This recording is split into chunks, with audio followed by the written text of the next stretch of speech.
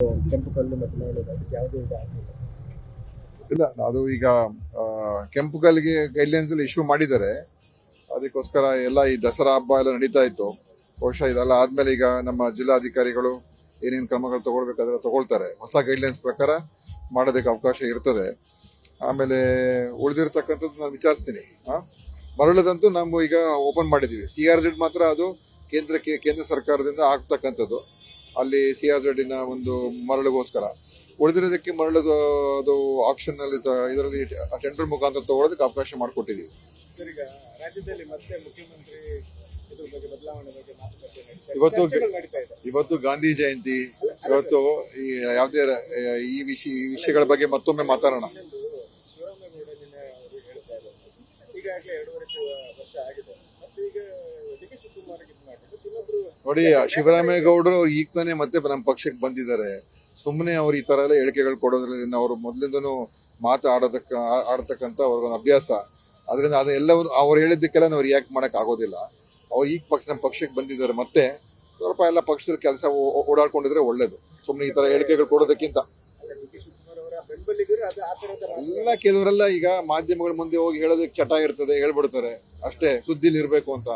ಆ ಥರದ್ದೆಲ್ಲ ಅಷ್ಟು ಸುಲಭವಾಗಿ ಈ ಥರದೆಲ್ಲ ಮಾತಾಡಬಾರ್ದು. ಮತ್ತು ಇದರ ಬಗ್ಗೆ ಪಕ್ಷದಲ್ಲಿ ಏನ್ ತೀರ್ಮಾನ ಆಗುತ್ತೆ, ನಮ್ಮ ವರಿಷ್ಠರಿದ್ದಾರೆ, ಅವ್ರು ತೀರ್ಮಾನ ಮಾಡ್ತಾರೆ. ಇದಕ್ಕೆ ಅನಾವಶ್ಯಕ ಗೊಂದಲ ಇದು.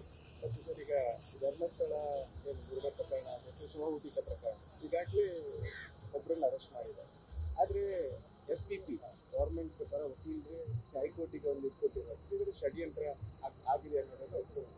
ಆದ್ರೂ ಕೂಡ ಇನ್ನೂವರೆಗೂ ಬೇರೆ ಯಾವುದೇ ಬಂಧನಗಳು ಆಗ್ತಾ ಇಲ್ಲ. ಅಂದ್ರೆ ಯಾರಾದ್ರೂ ನೋಡಿ, ಬಂಧನ ನಾವು ಇಂಥವ್ರಿಗಂತವ್ರು ಬಂಧನ ಮಾಡಿದ್ ನಾವ್ ಹೇಳಕ್ಕಾಗಲ್ಲ. ಪೊಲೀಸ್ ಅವರು ಅವರ ಎವಿಡೆನ್ಸ್ ಮೇಲೆ ಏನ್ ಕ್ರಮ ತಗೊಳ್ತಾರೆ. ಷಡ್ಯಂತ್ರ ಆಗಿರೋದು ಎಲ್ಲಿಂದ ನಮಗೆ ಗೊತ್ತಾಗ್ತಾ ಇರುವಂತದ್ದು, ಅವರ ತನಿಖೆಯಿಂದ ತಾನೇ. ಆ ತನಿಖೆಗಳ ಮುಖಾಂತರ ಗೊತ್ತಾಗ್ತಾ ಇರೋದು. ಸೊ ತನಿಖೆ ಮುಖಾಂತರ ಮುಂದೆ ಏನ್ ಮಾಡ್ಬೇಕು ಅವರೇ ತೀರ್ಮಾನ ಮಾಡ್ತಾರೆ. ನಾವಿದ್ರಲ್ಲಿ ಏನು ಹೋಗಿ ರಾಜಕೀಯವಾಗಿ ಅಥವಾ ಸರ್ಕಾರದಿಂದ ಯಾವುದೇ ಹಸ್ತಕ್ಷೇಪ ಏನಿಲ್ಲ. ಮುಕ್ತವಾಗಿ ಪೊಲೀಸ್ ಅವರಿಗೆ ನಾವು SIT ಅವರಿಗೆ ಅವ್ರು ಏನೇನು ಕ್ರಮ ತಗೊಳ್ಬೇಕು ಎಲ್ಲ ಮಾಡೋದಕ್ಕೂ ಅವ್ರಿಗೆ ಅವಕಾಶ ಮಾಡಿಕೊಟ್ಟಿದೆ.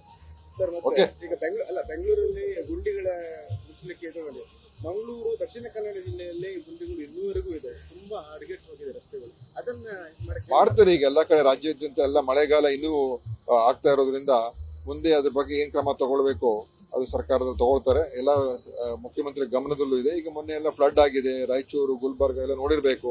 ಅಲ್ಲಿಗೂ ಪರಿಹಾರ ಕೊಡುವಂತ ಕಾರ್ಯಕ್ರಮ ಈಗ ನಾವು ಮಾಡಿದ್ದೇವೆ.